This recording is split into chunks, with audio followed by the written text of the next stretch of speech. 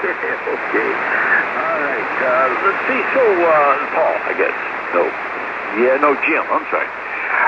You were earlier analyzing the voice quality of the mics of the gentleman that you were talking with at the time, and I thought I'd jump in there and see how we're doing at this station here.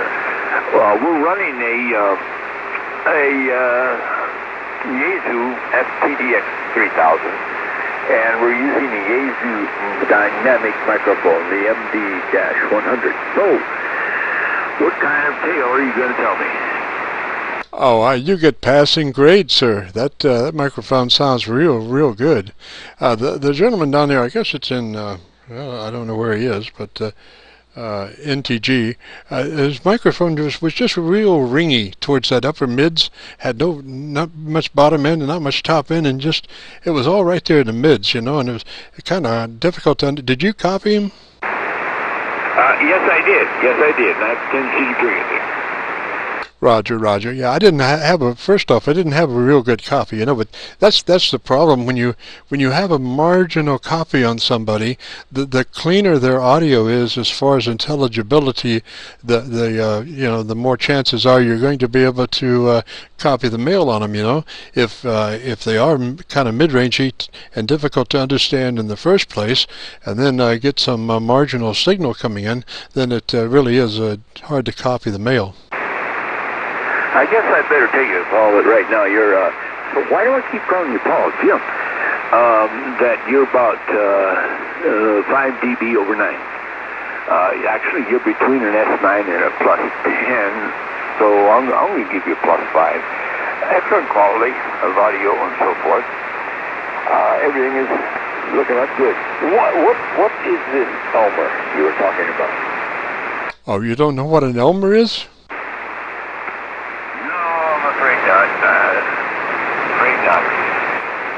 Okay, an Elmer is somebody that is usually an older ham that takes the younger ham under his wings and kind of teaches him the ins and outs of the hobby. Sometimes it helps him with equipment, getting equipment, and just in other words, a shepherd for the hobby. Roger. Okay, now I got you. So evidently, I was the Elmer to my father, who got into ham radio because I was in ham radio, and I was really into electronics back then. I had secured my FCC first class license back then, and I was heavy into broadcast engineering, and I talked him into it, and I guess maybe I was his Elmer. Well, that's right. It can go either way. The person, the Elmer, doesn't have to be necessarily older than the person that they're helping. Like in my case, my Elmer, Lu2 N9 GTO, is a lot younger than I am.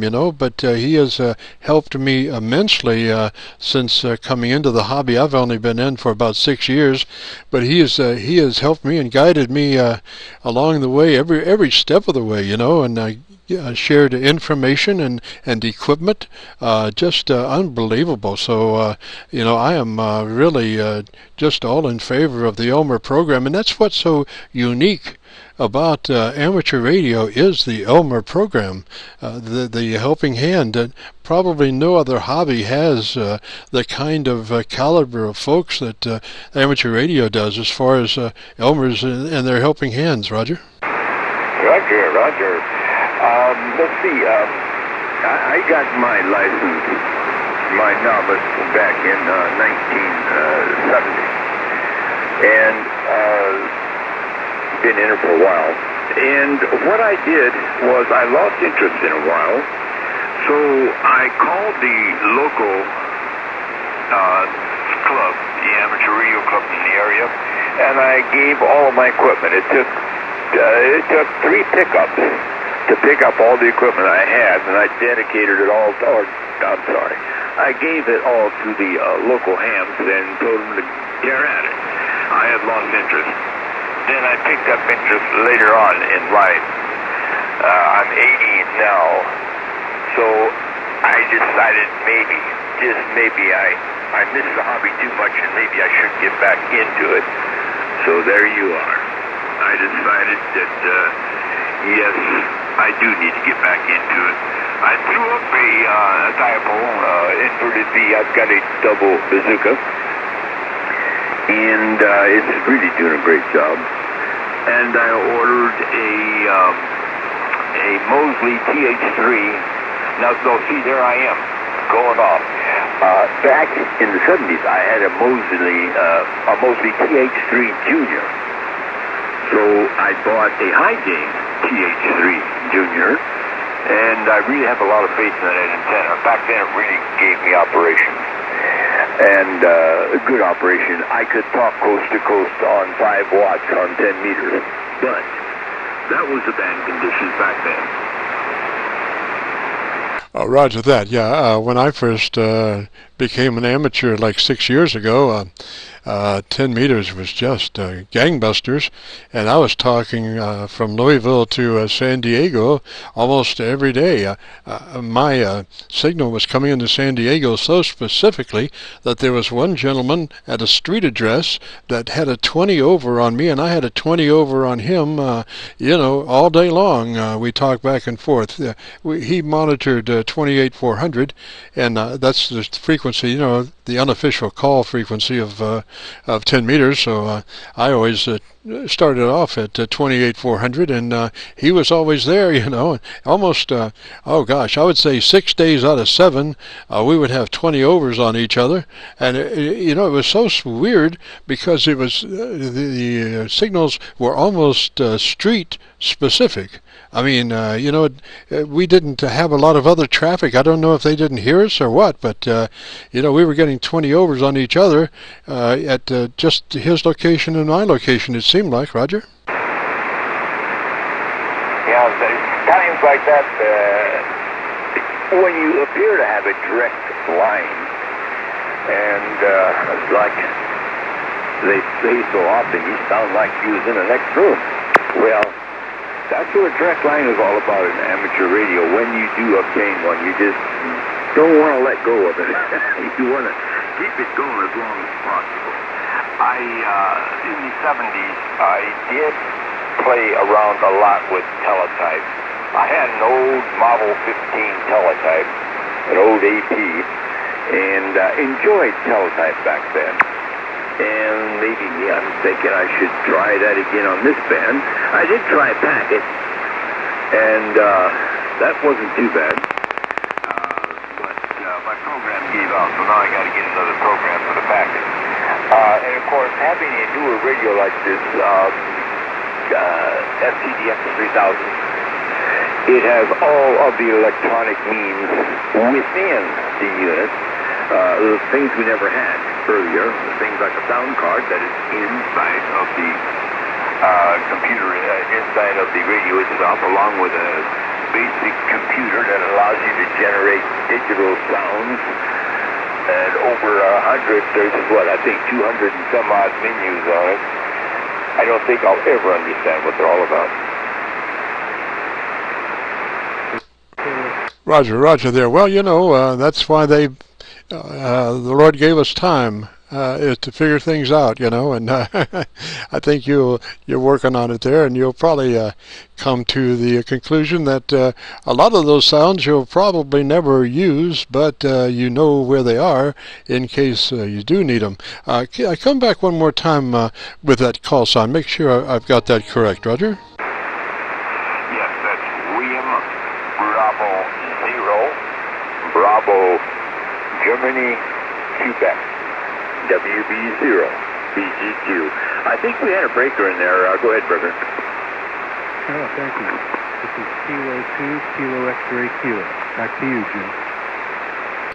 Come back with a call again. Kilo 2 what? It's K2KXK, Kilo X-ray Kilo. We talked just 1 week ago, right? Roger. Charge my noise level one more time with that call sign, please, sir. Sorry. Kilo 2, Kilo X-ray Kilo. I'll switch back to the G5RV. Might do a little better, go ahead. All right, switch back. I'll tell you if it's better or not. Okay. I think I was copying you better on the G5RV, but the BGQ station better on the dipole. Oh, no, so I actually talked to you last week. I don't want to hold it too long in case you're not copying well, but we talked about microphones, and this is the first contact with this new microphone. Go ahead. Oh, Roger. Well, now, that microphone sounds excellent, and you picked up 5 decibels on the antenna that you're on right now. That antenna you switched to is picked up 5 decibels on my receive, Roger. No, very good. Well, thank you very much. I was just this morning listening to the recording that you made of our Qso last week, and I'm glad that this mic, I haven't touched the equalization or anything. This is a $20 dynamic Behringer microphone, and hope it works out well because it's very convenient to use in the new boom I got and so on. But let's make sure everyone is copying everybody else. Let me pass it back. I didn't get the other station's name yet, but I think I did get your call as WB0BGO. I hope you're copying. This is K2KXK.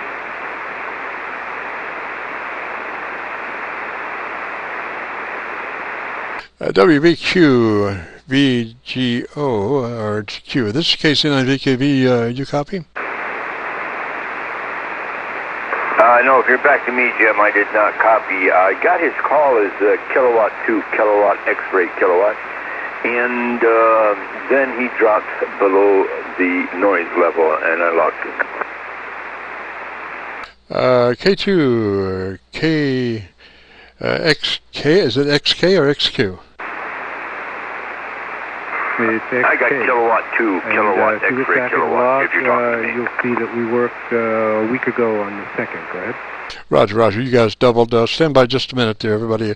K2, KXK, is that correct? Yeah, that's right, Jim. I'll let you and Dave continue on since he's not really copying me, and I'll pick you up later. This is K2KXK. Roger, KXK, what's the name there? Name is Ken. King Echo November. Go ahead. Gotcha, sir. Okay, I'll catch you there in a little bit. Give us a shout, Roger. QSO will do that. Go ahead. Dave, this is KC9VKV. You still copy? Got a good copy on you. Roger, I'm surprised you didn't have a good copy on Ken. Boy, he was definitely 10-8 through this. Well, can't use 10-8. He was definitely good sounding in this direction. Well, he came in. I got his call letters, but I couldn't quite drag him out of the noise. I'm running a noise level of a 6, and he was in there about an S, 5.5 to 6.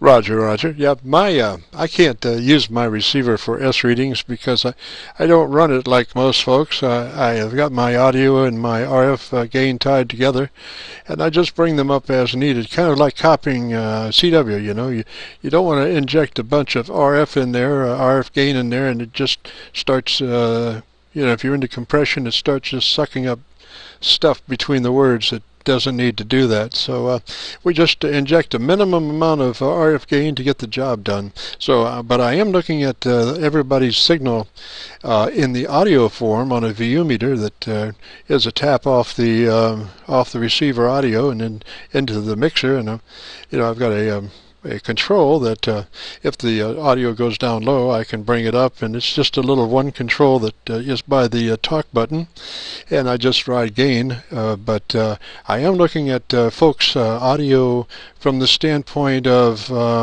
setting 0 level on the VU meter when they're speaking, and then when they're not speaking, what the residual noise level is. And yours, Dave, is you're about 8 decibels, 8 dB above the noise level, Roger. Well, I think that's pretty good, isn't it? Oh, that's excellent. Now, you know, when just imagine when the noise level and the voice level are the same level, therein lies the problem. When you that's being called in, you know, into your noise level, or when the voice is a couple of dB below the noise level, that's the problem. But you know, as long as folks are above the residual noise, you can copy the mail. And when it gets to be like your signal with you know, your peaks are 8 dB over the noise level, boy, it's just beautiful. Oh, that sounds great. Yeah, okay. I'm having a lot of fun with today. I haven't had that many contacts since I got back on the air, and this has been a very enjoyable one. As I said earlier, broadcast engineering is my forte. I was a chief engineer of 100,000 watt FM, and also I was transmitter engineer for television. And I got out before they went to the digital television. I was too old anymore to be able to work those kind of hours. But that is what I've been at. And audio, I paid a lot of attention to audio as far as compression, attack times, and gain are concerned. And, well, so that's it. I guess maybe I better think about getting going. My wife came in about the time you called, and I'm getting that look. I understand there, Dave. I understand there. Well, you know, we're usually on this frequency, 7189. I'm going to be camping on this frequency. Hopefully, you know, it's a nice frequency and it seems to get out fairly well. I'm running usually a nice signal from let's see, Montreal to Miami, and from New York to New Mexico. So I like the frequency fairly well. Now, just before you go, did you ever work on any AM stations? Any you know, AM Rogers? Yes. The 100,000 watt FM had a sister 1,000 watt and 5,000 watt AM stations, and I worked on them quite a bit. This was, of course, prior to the high definition AM that they have going now, with several subcarriers involved in the RS signal. So right now they're pretty complex. Yeah, Roger, and probably isn't worth the whatever to blow them to wherever. That HD AM is a joke, you know. I'd pull mine to mono in a second. I would be a mono in a second. That is a bunch of, I mean, you know, I understand Canada's got a pretty good system, but our system here is just not that good, you know. It's kind of like fourth rate, unfortunately. But anyway, hey, did you get out of broadcasting before Clear Channel? Before who? iHeartRadio, Clear Channel, Roger. Oh, yeah, I got out before. No. Yes, I believe I did. I got out in, let me think just a second time here. I retired in 2000. But I kept my fingers into it by working on call for the station. Oh, Roger. Well, I was lucky enough, I think, to... I was a production director for WHAS Radio, which is a 50,000 watt Clear Channel station before iHeartRadio got into it. They were, you know, 50,000 watt Clear Channel from, gosh, I don't know, tens of years ago, you know, and I was production director for that station from 1970 to 79, and we bailed out and started our own studio in 79. And when we left that station, we probably had more clients than they did, Roger. Well, now that's interesting.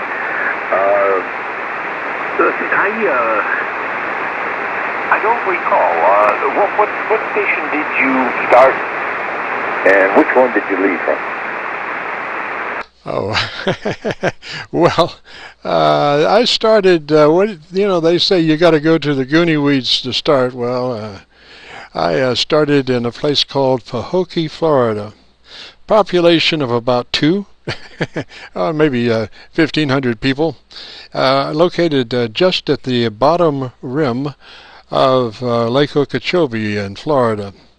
And that's why they called the station WRIM.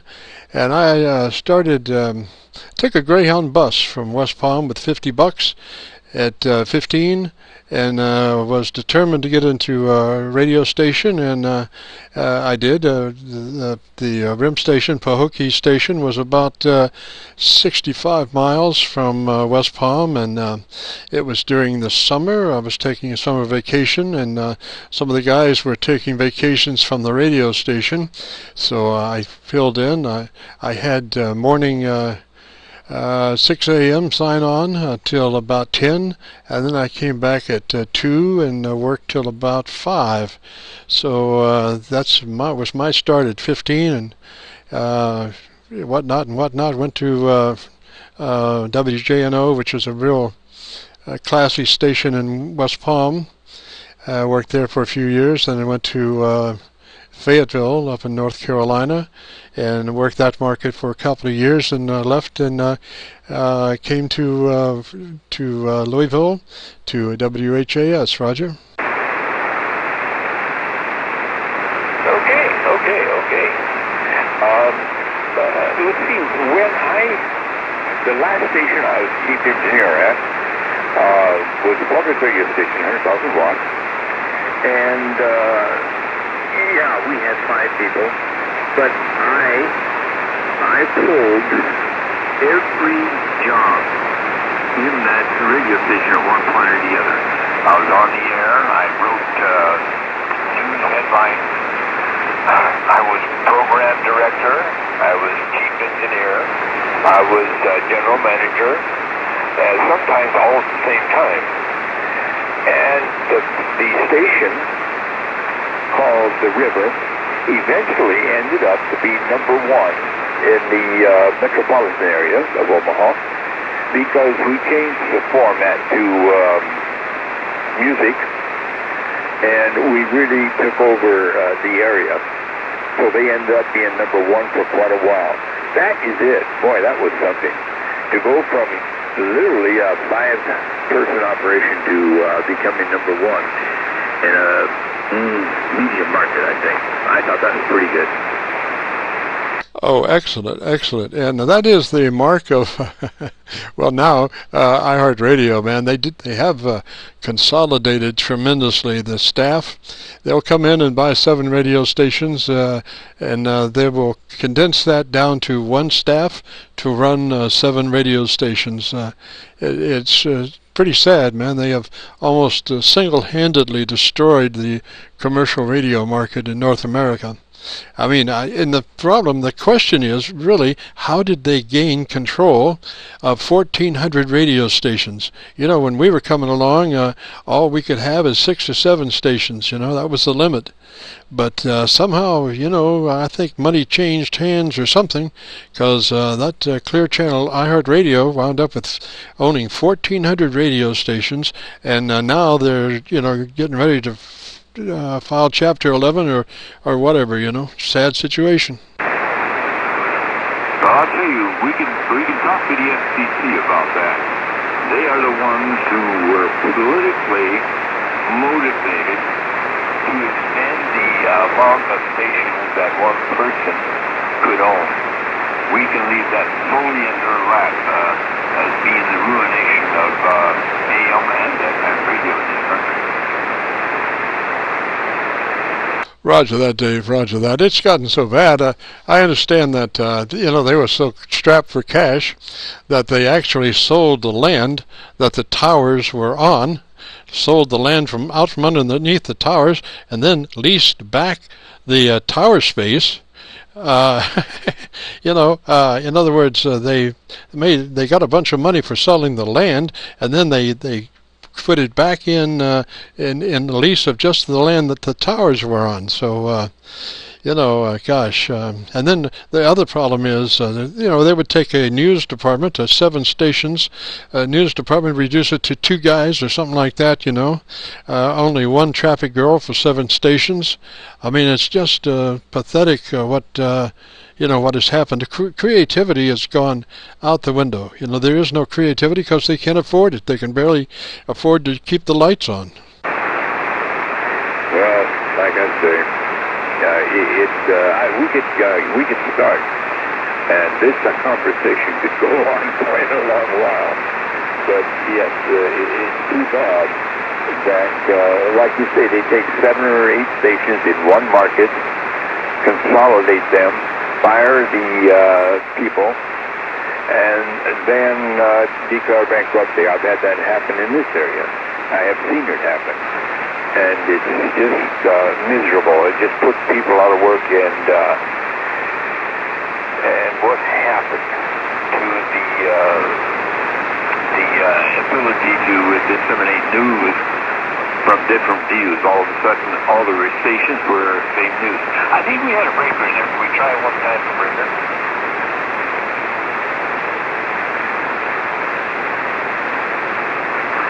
Well, I think he was just having a conversation or asking at this point. Okay, now I really got to go, Jim. So thank you very much for the conversation, and I'll check this frequency off and see if you're here. This is WB0BGQ, clear with KC9VKV. Roger, roger there, Dave. What's your before you go, what's your location? I'm located 10 miles north of Omaha, Nebraska. 10 miles north of Omaha, Nebraska. I got you, Dave. 3's that away, buddy. Appreciate it. Enjoyed the QSO, and yeah, check the frequency. Give me a shout when you happen to be traveling through, and you know, maybe here. 3's, and have a good day. It's KC9VKV.